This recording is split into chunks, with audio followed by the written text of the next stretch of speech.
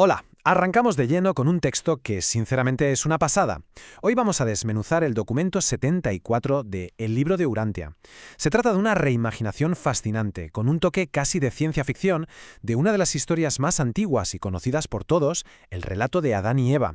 Fijaos bien, porque este análisis va a darle la vuelta por completo a todo lo que nos han contado sobre este mito clásico.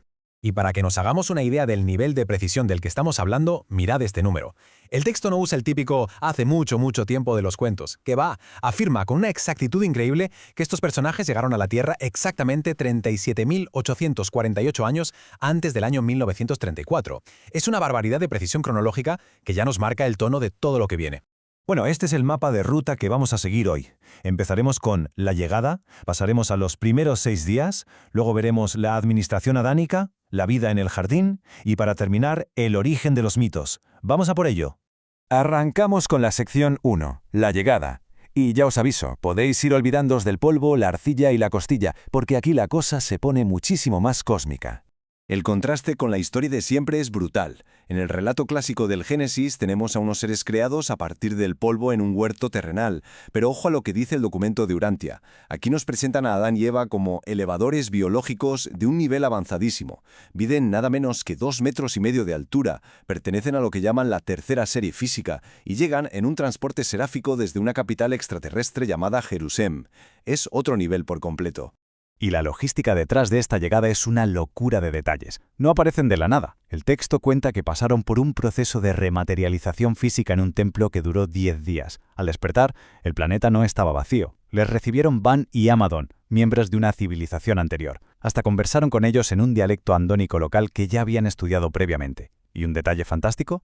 Soltaron palomas mensajeras, que habían sido criadas durante años específicamente para ese momento, con el fin de anunciar su llegada a las colonias cercanas. Pasamos a la sección 2, los primeros 6 días. Esta parte es súper importante porque nos explica cómo, supuestamente, eventos del día a día inspiraron dogmas religiosos milenarios. Fijaos en esta agenda porque el ritmo es frenético. El primer día toman conciencia del brutal aislamiento del planeta. El segundo les informan sobre una antigua rebelión liderada por un tal Caligastia. El tercer día se suben a unas aves gigantes para inspeccionar el jardín desde el aire. El cuarto día dan su primer discurso e incluyen por primera vez a las mujeres en los consejos de gobierno. Y el sexto día, Adán se pone a catalogar la fauna local. Pero claro, esto impresiona tanto a los humanos primitivos que la multitud decide que estos recién llegados tienen que ser dioses. Y aquí viene un momento absolutamente clave. El texto dice literalmente: puso a las claras a Adán que aceptaría cualquier honor y recibiría todo respeto, pero jamás la adoración. Para frenar este intento de culto, establecen el séptimo día para el descanso y la autosuperación, dirigiendo la adoración hacia un Padre universal. O sea, según esto, el famoso Sabbat no nace como un descanso divino tras crear el universo, sino como una medida administrativa de urgencia para evitar que los mortales los idolatraran. Es brillante cómo el texto quita toda la magia para darle una explicación puramente antropológica. Claro, después del susto inicial, tocaba ponerse a organizar aquel mundo. Entramos en la sección 3, la administración adánica. Y mirad la magnitud del proyecto, 100. Según este relato, antes de que todo el plan se fuera al traste, la administración consiguió montar más de 100 centros manufactureros primitivos y rutas comerciales. Su gran objetivo era industrializar poco a poco y conectar a todas las tribus dispersas por la tierra. Pero se encontraron con un panorama político complicadísimo. Adán tenía en contra al príncipe destituido Caligastia, que para colmo era invisible, lo que hacía imposible advertir del peligro a la población. Adán intentó instaurar un gobierno representativo, pero la sociedad no estaba preparada, así que tuvo que dar un paso atrás hacia un control más autoritario con grupos pequeños liderados por capitanes. Aun con estos contratiempos, lograron innovaciones enormes, como establecer los primeros embajadores intertribales de la historia. Con esta imagen geopolítica en mente, pasamos a la cuarta sección, la vida en el jardín. Aquí el documento se recrea en detalles increíbles sobre el día a día en este paraíso alternativo. 1647. Ese es el número exacto que nos da el texto, abarcando 4 generaciones de los descendientes de línea pura que nacieron de Adán y Eva antes de que tuvieran que abandonar el jardín. Casi nada.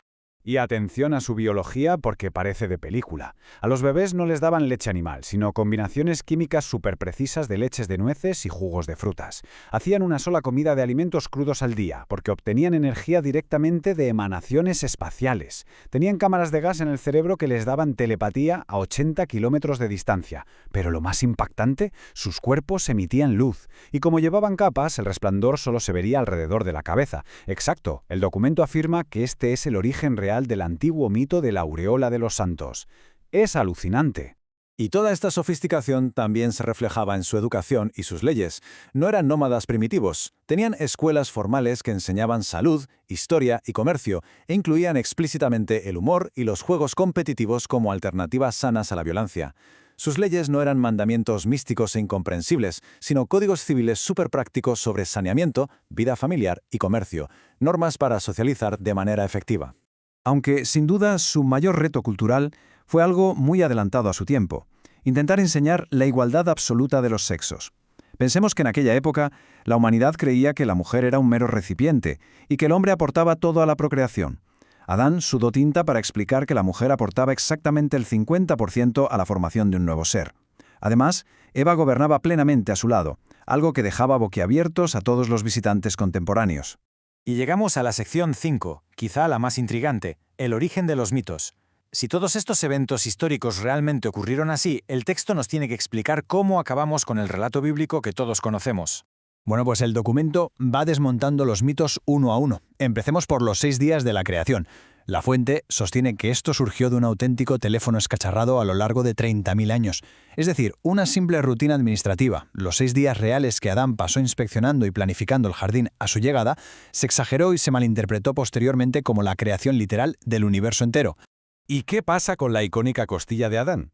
Pues la explicación es de traca. El texto afirma que este mito no es más que el recuerdo tergiversado de una cirugía celestial muy real, donde se intercambiaron sustancias vivientes, pero no tuvo nada que ver con Adán y Eva. En realidad, fue un procedimiento médico realizado al equipo de un príncipe planetario hace más de 450.000 años. Increíble cómo se mezclan las historias. Lo mismo ocurre con la idea de que el hombre fue creado del barro. El texto sugiere que los humanos más antiguos entendían intuitivamente la evolución paulatina, creyendo que venían de los animales, pero al entrar en contacto con los restos de esta raza adánica, tan alta y luminosa, sufrieron un cortocircuito cultural. Decidieron que era mejor creer que el hombre había sido creado directamente del barro por los dioses, rechazando la evolución porque simplemente no encajaba con los seres resplandecientes que acababan de conocer. Entonces, ¿cómo se enquistó toda esta confusión en nuestra historia? La fuente detalla unos pasos muy concretos. Todo arrancó cuando Moisés escribió una versión resumida para intentar unificar religiosamente a los hebreos. Luego, siglos más tarde, durante el cautiverio en Babilonia, estas historias se contaminaron con mitos locales mesopotámicos. El remate final vino cuando 70 eruditos del rey griego Ptolomeo tradujeron todo este material a Alejandría, consolidando todos estos relatos alterados como la teología definitiva para Occidente. Pero, como ya sabemos, la utopía no duró. Y el texto define la caída del Edén de una forma súper pragmática. No hubo maldiciones místicas ni manzanas prohibidas, fue un estrepitoso colapso administrativo. Exactamente 117 años después de llegar al jardín, la impaciencia por acelerar el progreso social, subada a graves errores de juicio, provocó el derrumbe de todo el sistema. Todo esto nos lleva a una de las frases más contundentes del texto. La Edad de Oro es un mito, pero Edén fue un hecho, y la civilización del jardín fue de hecho derrocada. Esta es la premisa fundamental del relato: quitarle el misticismo mágico a nuestro pasado y presentarnos el Edén como un ambicioso proyecto antropológico real que, lamentablemente, terminó fracasando. Y con esto cerramos la exploración de hoy. Es fascinante ver cómo una narrativa de toda la vida se puede reescribir como un thriller de administradores planetarios, telepatía y política pura. Analizar este tipo de textos es genial porque nos obliga a mirar nuestra herencia cultural con otros ojos. Antes de despedirnos, os dejo esta pequeña reflexión. Si los mitos no son más que las sombras de una historia olvidada, ¿qué otras historias antiguas podrían estar ocultando una realidad inmensamente diferente? Muchísimas gracias por acompañarnos en este análisis. A seguir cuestionando todo y hasta la próxima.